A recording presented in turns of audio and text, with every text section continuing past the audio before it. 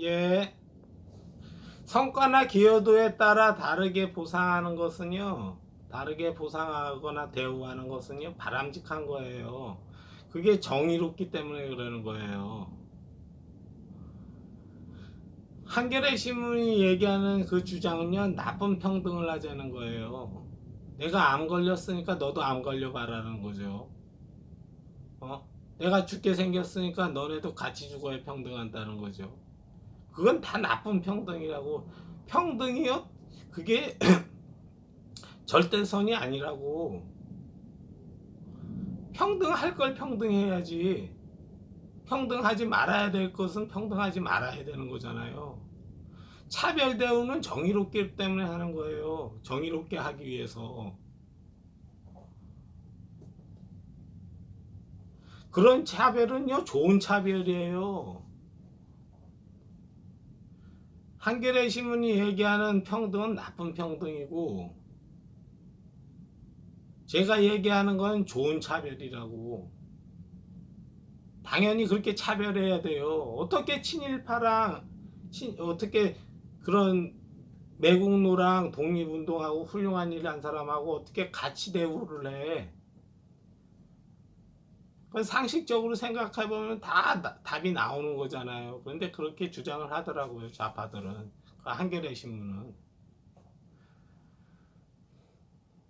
세월호 사건이 터졌습니다. 세월호 사건이 터졌는데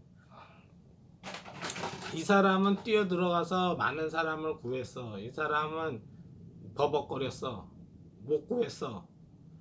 나중에 우리 사회에서 이 사람한테 상을 주고 1계급 특진을 시켰어. 그래서 계급장에다 하나 더 붙여줬어. 이게 왜 그렇게 하는 거예요? 우리 사회는 그게 정의에 부합하기 때문에 하는 거예요. 이 사람이 왜 속상한 거야? 얘는 상을 받고 칭찬받고 1계급 특진해서 얘 속상한 거예요. 뭐라 그래요? 평등이 깨졌다고 주장을 하는 거예요. 그래서 이건 말도 안 되고 그렇다는 거예요. 여러분, 그런 이 사람 얘기를 들어줘야 돼요? 들어줘서는 안 되는 거잖아요. 그건 나쁜 평등이지. 여기에 세바시에 나오고 뭐 이 사람들 뭐예요? 이 사람들 주장은 틀린 주장이에요. 어떻게 각계 대우를 해줘? 한 행위가 다르고 한 기여나 성과가 다른데 그렇잖아요. 뭐 그 정도로 하겠습니다. 이렇게 설명했는데도 못 알아들으면 할 수 없는 거죠.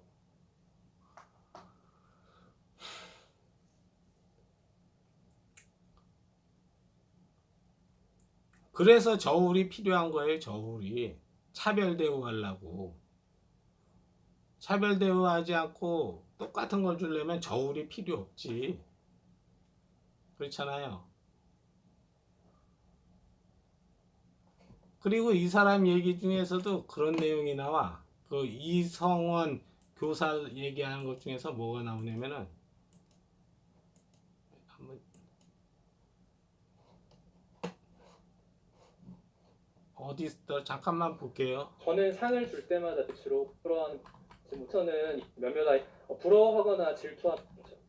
부러워하거나 경쟁 질투해서 상을 줘서는 안 된다는 거죠. 그렇지 않도 사교육이 생각해보고 그만 처음에 이게 그렇게 선생님을 불러해 여기 있다. 이 스웨덴 자, 봐요. 여기 이 이성원 교사가 세바시에 나와서 강연을 하는데 거기에 이제 PPT를 쏜 게 있어요. 그게 뭐냐면 내가 상 받으려면 남보다 더 잘해야 된다는 경쟁심. 이것 때문에 이 사람은 뭘 생각하는 거예요? 경쟁은 나쁜 거래. 경쟁심이 나쁘다라고 생각하는 거죠. 그래서 더 잘해야 된다는 경쟁심을 키워줄 수 있기 때문에 상을 줘서는 안 된다는 주장을 하는 거죠. 근데 여기에서 좀 이 용어는 틀렸죠. 어떻게 바꿔야 돼요? 내가 상 받으려면 남보다 더 잘해야 된다는 향상심으로 바뀌어야죠. 향상심. 내가 상 받으려면 남보다 더 잘해야 된다는 향상심. 근데 향상심이 나쁜 거예요? 뭐 경쟁심이라고 합시다. 경쟁심이 나쁜 거예요? 나쁜 게 아니라고. 왜 상을 주는 거예요? 상을 주는 데는 이유가 있어요. 왜 상을 주냐면요, 기념하고 의미 부여하고 독려하기 위해서 상을 주는 거예요. 그건 전 세계 어느 나라 역사를 봤을 때 다 그렇게 상을 줬어. 그 한겨레 신문은 뭐 할 때마다 하는 말이 있죠. 잊지 않겠습니다. 잊지 않겠습니다. 세월호 사건 때 뭐 잊지 않겠습니다 이러더라고요. 근데 그걸 왜 잊지 않으려고 그랬는지 모르겠어. 그 교통사고 난 거를 잊지 않아서 뭐 어쩌려고 그러는 거야. 잊지 않겠다는 건 뭐예요? 어떨 때 쓰는 거예요? 이 사람이 나라를 위해서 굉장히 목숨을 바쳐서 희생했어. 그거 잊지 않겠습니다죠. 그래서 상을 주는 거예요. 기념하기 위해서. 뭔가 훌륭한 행위를 했어. 훌륭한 행위를 하면 어때요? 그걸 기념하고 거기다 의미 부여하고 그런 행위를 독려하기 위해서, 장려하기 위해서 상을 주는 거예요. 이순신 동상을 그 광화문에다 이렇게 세워놨어. 세종대왕하고. 왜 세우는 거예요? 기념하고 의미 부여하고 이런 훌륭한 행위를 한 사람을 본받으라고, 장려하려고. 그래서 세우는 거예요. 내가 상 받으려면 남보다 더 잘해야 된다는 건요, 권장해야 되는 사항이에요. 근데 이 사람들은 그걸 악덕이라고 보잖아요. 왜 악덕으로 보는 거예요? 향상심은 좋은 거예요. 어제 나보다 오늘의 나가 더 훌륭하게 되는 거를, 그걸 바라는 것이 향상심이거든. 자꾸 자신을 갈고 닦아가지고 높은 경지로 올리려고 그래. 그것을 좌파들은 뭐예요?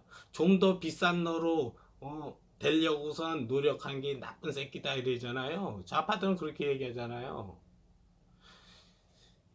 장인이 기술을 연마해.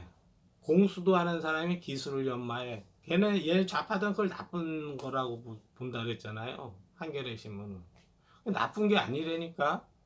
그게 자아실현이에요. 자아실현 욕구고, 그게 헌법에서 얘기하는 행복 추구권이에요. 내가 남보다 잘하려 그래.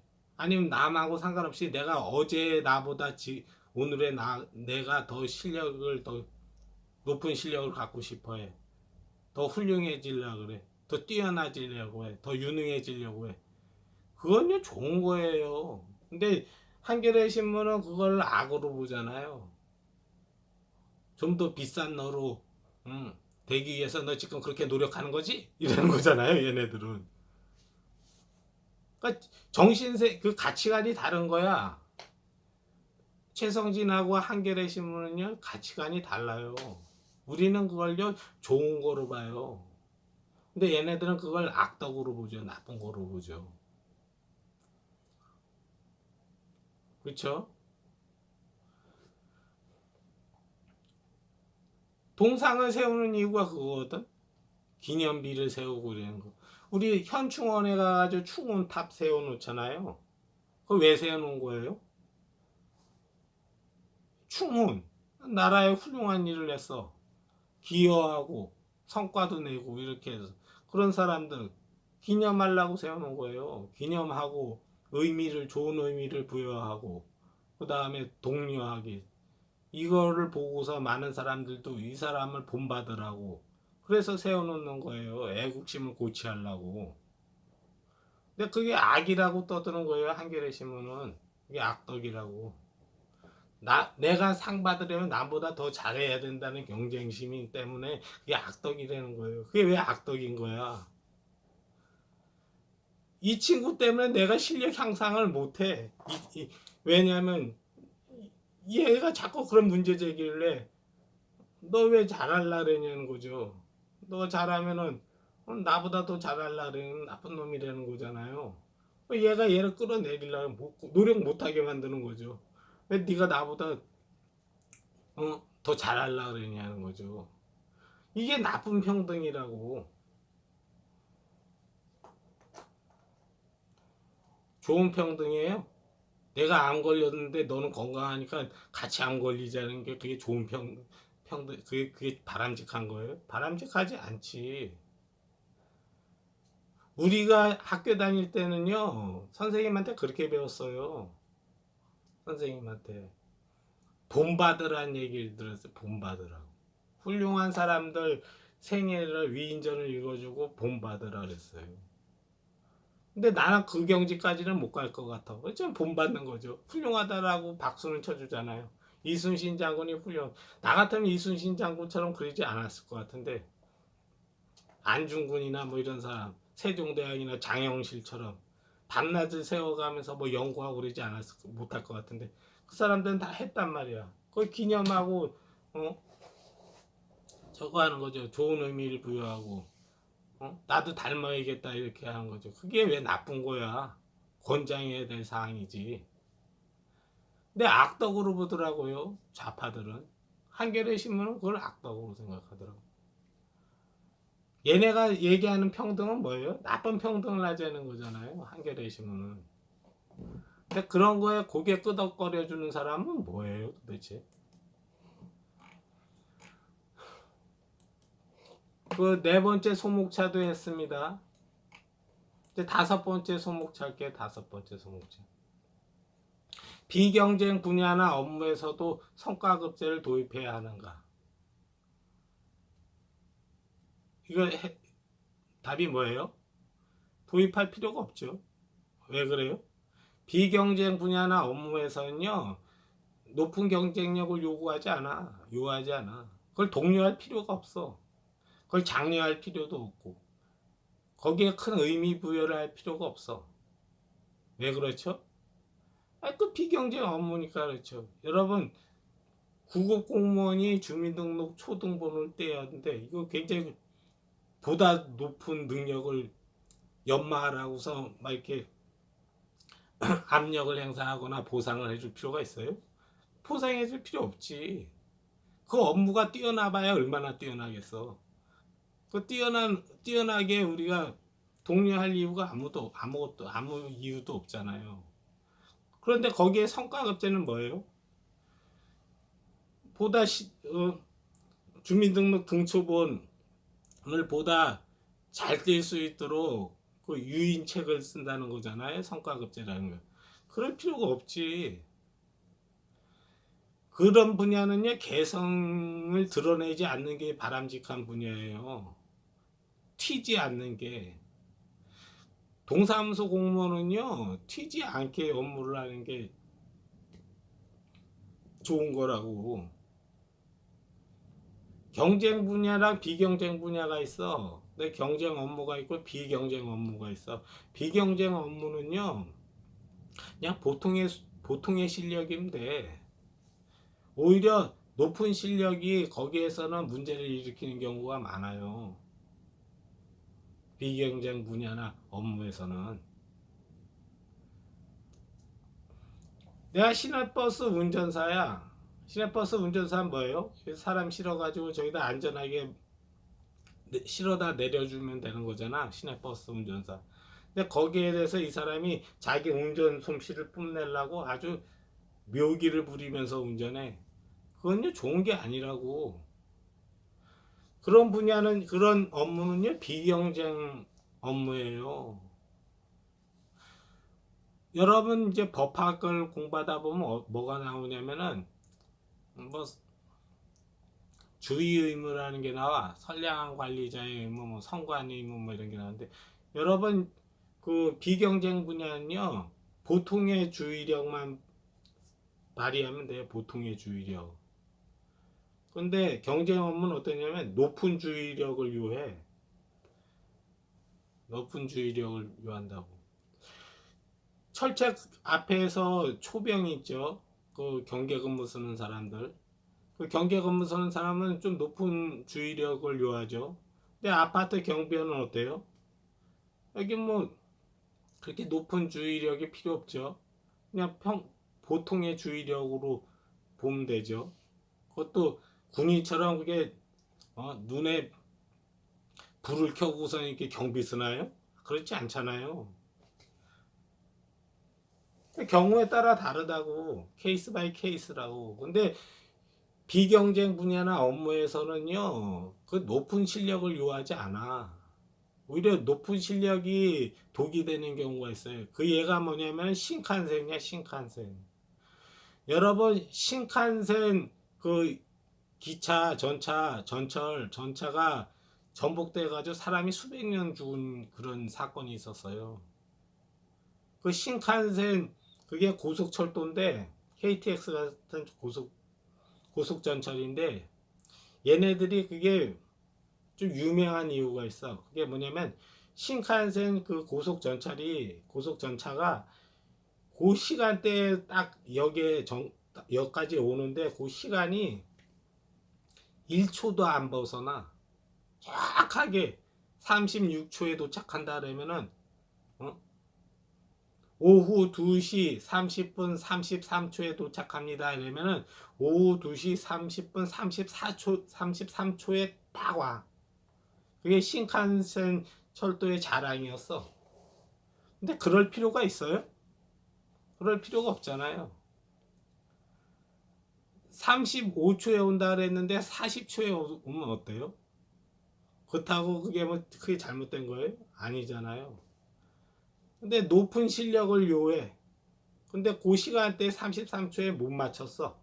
못 맞출 것 같으니까 약간 과속을 했어. 그러다 뒤집힌 거잖아요. 신칸센 열차 사고가 그렇게 터지는 거라고. 그래서 사람이 수백 명 다쳤어. 그렇죠?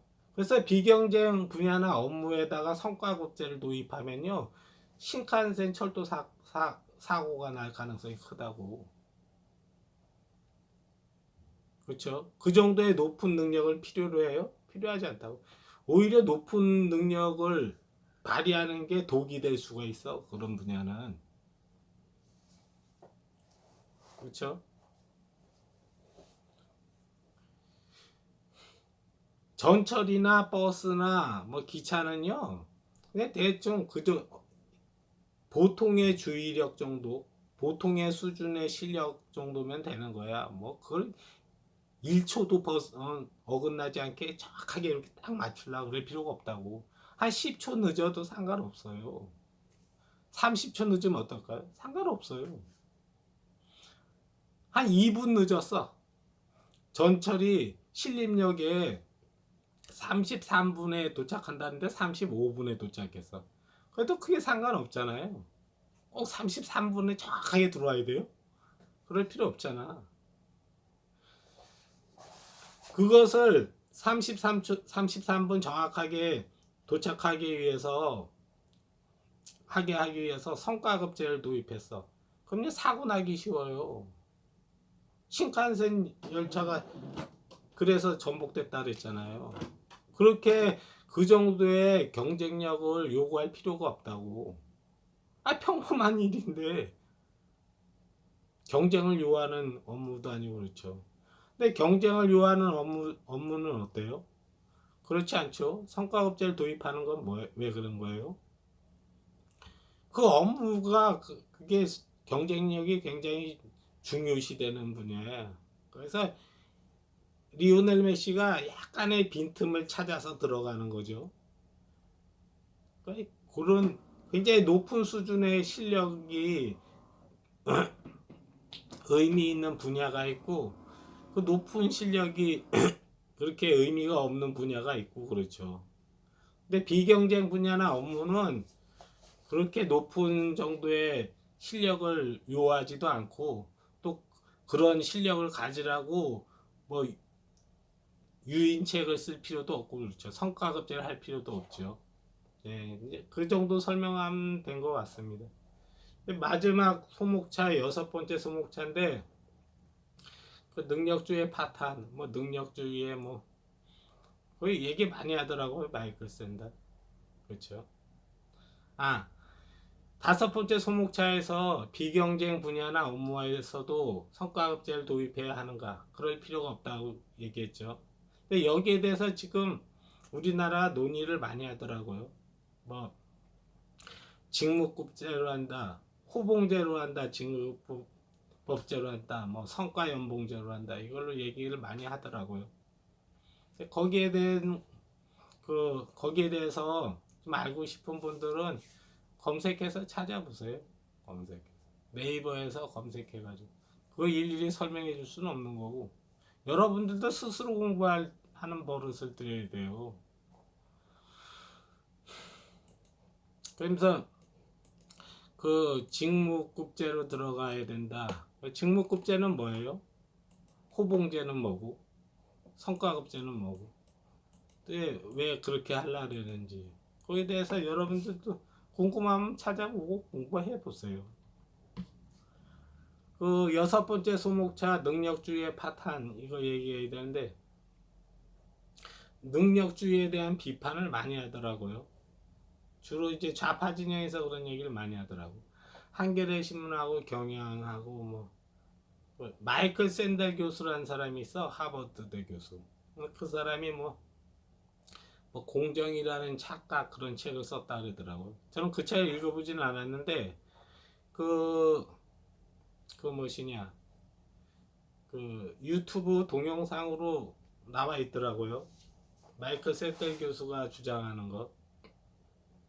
JTBC에서 그 차이나는 클래스인가 거기에서 막 마이클 샌들 그 교수랑 인터뷰하는 것도 보여주고 그러더라고요. 그거 봤는데 그거 보고 실수를 금할 수가 없더라고요. 제가 보니.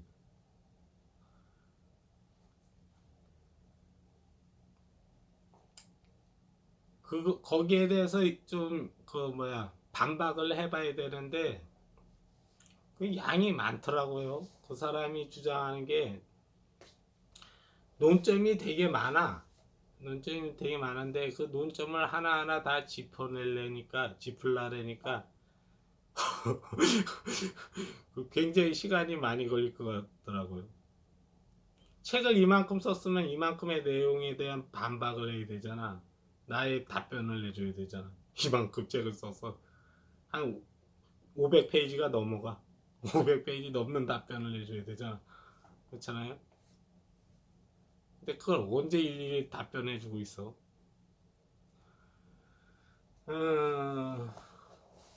해보자고요. 네.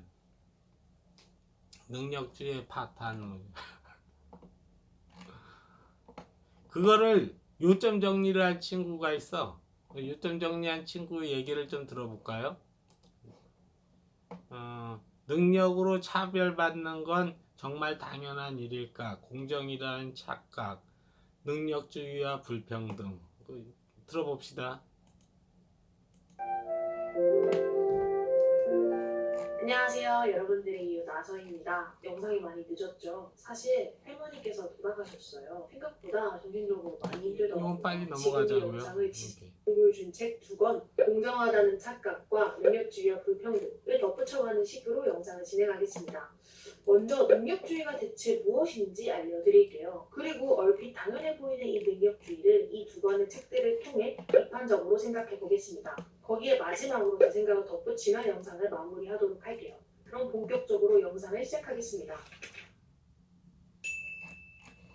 능력주의는 제 채널을 꾸준히 봐와주신 분들이라면 한 번쯤은 들어보셨을 것 같은데요. 제가 선량한 차별주의자 토론에서도 언급했었고 책 쇼핑 영상에서도 언급했던 개념이죠. 능력주의 혹은 실력주의라고도 불리는 메리토크래시는 1958년 영국의 사회학자 마이클 영이 제시한 개념이라고 합니다. 개인의 능력에 따라 경제적인 보상이나 사회적인 지위를 분배하는 사회적인 시스템을 말해요. 더 능력이 있는 사람이 더 많은 돈을 벌고 더 높은 지위에 앉는 것이 당연한 사회 구조인 거죠. 현재 우리가 살아가고 있는 익숙한 세상이기도 하죠. 이 능력주의가 가장 중요하게 여기는 가치가 2가지 있다고 하는데요. 마이클 샌델의 공정하다는 착각에 따르면 그건 효율성과 공정성입니다. 이 부분을 좀 읽어드릴게요. 사람을 채용할 때 후보자의 능력은 적어도 2가지의 점에서 중요하다. 하나는 효율성이다. 내 일을 봐주는 배관공이나 치과 의사가 무능하지 않고 유능하다면 내게 이길 것이다. 다른 하나는 공정성이다. 가장 유능한 후보자를 그 종교나 인종 성별 때문에 물리치고 보다 덜 유능한 후보자를 선택한다면 그건 잘못이다. 그러니까 능력주의는 해당하는 일에 대한 능력을 가장 중시하기 때문에 더 나은 결과를 얻어낼 수 있어서 효율적인 시스템이고, 나아가 성별이나 인종같이 그 능력 이외의 요소로 사람을 평가하지 않는다는 점에서 공정한 시스템이라는 설명입니다. 합리적인 것 같죠? 그래서 혹자는 많은 현대 사회 문제들, 예를 들어서 성별 임금 격차나 혹은 채용 비리 같은 것들이 진정한 능력주의, 더 공정한 능력주의 사회를 이룩하면 해결할 수 있을 것이라고 진단하기도 합니다. 능력주의 자체는 문제가 없지만 현실적으로 돈이 많거나 권력을 잡은 집단이 이 공정한 능력주의가 제대로 돌아가지 않게 만들고 있다는 게 문제라고 지적하는 거죠. 여러분들은 이 의견에 대해서 어떻게 생각하시나요? 정말 우리 사회에 필요한 게 어떻게 생각해요? 요 얘기에 대해서? 난 동의하거든요. 아니, 일단 더 들어봅시다. 능력주의란데 능력주의가 제대로 구현이 안 돼가지고 문제가 있다고 난 보거든. 우리 사회가, 우리 대한민국이. 좀 더 봅시다. 더 완벽하게 공정한 능력주의일까요? 공정하다는 착각과 능력주의와 불평등 이 두 책은 이 의견을 전면으로 비판합니다. 능력주의의 원칙이 실행되지 않는 게 문제가 그렇죠? 이 마이클 샌델 교수는 그 부분을 비판한다고 그러죠. 들어봅시다. 아니라 능력주의 그 자체에 문제가 있다고 주장을 하는 거죠. 능력주의 그 자체가 문제가 있다고 주장한대요. 마이클 샌델 교수가. 이 친구가 요약 정리를 잘하더라고. 그래서 내가 지금 들려주는 거예요. 아무래도 이 공정하다는 착각은 마이클 샌델이 썼고 이 능력주의와 불평등은 10분 정도의 저자가 모여서 집필을 하셨거든요. 각자의 상황과 위치에서 큰 틀에서 봤을 때 같은 것을 비판하고 있다고 하더라도 그 세부적인 분석과 진단이 같지 않아요. 그걸 제가 저자별로 하나하나 설명드릴 수는 없고 저에게 가장 와닿았던 이유를 제가 읽고 씹어서 소화한 대로 구성해서 말씀드리겠습니다. 능력주의라는 그 사회 시스템 자체에 문제가 있는 이유는 이 사회 속에서 살아가는 사람들이 차별을 당연하게 받아들이게 만들기 때문입니다. 능력에 따라서 더 많은 걸 가질 수 있다는 걸 옹호한다는 건 능력이 없는 사람들이 가지지 못하는 것을 옹호한다는 뜻이 되겠죠. 능력이 예전 조선시대 때의 신분처럼 아예 바꿀 수 없는 게 아니라 본인이 어느 정도 노력해서 바꿀 수 있다는 점에서 더더욱 그렇게 느껴지고요. 그러니까 이제 능력주의 사회 속에서 능력을 갖추지 못한 사람들은 더 좋은 것을 누릴 자격이 없는 사람이 되는 거예요. 내가 어떤 부당한 상황에 놓여도 그건 내가 합당한 능력을 갖추지 못해서 받게 되는 당연한 처사인 거지. 억울하면 내가 더 노력해가지고 내 능력을 갖추고 내 상황을 나아지게 만들면 되니까. 여기서 능력주의가 개인이 갖춰야 하는 능력을 개인이 한평생 오롯이 지고 가야 하는 책임 정도로 취급하는 거 느껴지시나요? 이에 대해 능력주의와 불평등의 공연저자는 이렇게 반박합니다. 능력은 본질적으로 사회 제도와 구조의 영향을 크게 받는 개념이다. 능력은 환경적, 사회적으로 구성되는 것이며 온전히 개인에게 속한 능력이란 환상이다. 이 말. 그렇죠? 이 부분, 이게 논점이 되겠죠. 그러니까 이 사람은 이렇게 주장을 했어. 근데 나는 그렇게 생각하지 않거든. 그렇죠? 그러니까 그게 논점이 되는 거예요. 여러분 토론을 할 때는요 논점을 잡을 줄 알아야 된다고. 쟤랑 나랑 어디서 의견이 다른지. 말은 애초에 개인의 능력이라는 게 그 개인의 몫이 아니라는 뜻이에요. 그렇죠? 그 개인의 몫이 아니라는 거죠. 그 사람이 가지고 있는 능력 자체가 그 사람 개인의 몫이 아니라는 거죠. 그게 논점이라고. 그렇죠? 물론 개인이 타고난 유전적 재능이라는 게 있죠. 그런데 그 능력을 이 사회 속에서 발견하려면 뒷받침되어 줘야 하는 사회, 경제, 문화적 배경이 있기 때문에 그건 결코 개인의 몫이 아니라는 뜻이에요. 공정하다는 착각에서 마이클 샌델도 비슷한 주장을 했는데 방금 제가 한 말에서 조금 더 나아갑니다. 능력주의적 오만은 승자들이 자기 성공을 지나치게 뻐기는 한편 그 버팀목이 된 우연과 타고난 행운은 잊어버리는 경향을 반영한다. 이 부분, 이 부분도 논점이죠. 여러분 책을 보거나 어떤 사람이 주장을 하잖아요. 그럼 논점이 되게 많이 생겨. 요거는 나랑 생각이 다르고 저 사람이 얘기하는데 요건 내가 다르고 요건 나랑 생각이 다르고 그러면 논점이 한 30개가 나와. 책을 한 권 읽으면 이 논점 이 30개를 다 일일이 답변을 해줄 수 없잖아요. 그렇죠? 계속 들어봅시다. 하여튼 정상에 오른 사람은 자신의 운명에 대한 자격이 있는 것이고 바닥에 있는 사람 역시 그 운명을 겪을만 하다는 것이다. 저는 능력주의적 오만이라는 표현에 좀 놀랐던 것 같아요. 제가 그렇죠? 능력주의적 오만. 그것도 논점이죠. 그러니까 아까 얘기했던 것이 이거죠. 능력주의적 오만. 그런 오만한 태도를 가지고 있었던 것 같기도 했고 그러니까 샌델의 이 말은 능력주의 사회에선 성공한 사람이 내가 갖추게 된 이 능력을 단순하게 내 노력의 결과라고 생각하게 된다는 거예요. 이렇게 얘기하죠. 그렇게 생각 안 하는데 우리는 계속 이렇게 들어봅시다. 생각하게 된다면 자연스럽게 그들보다 가지지 못한 사람은 그들만큼 노력하지 않은 사람, 그들만큼 누릴 자격이 없는 사람이 되는 거죠.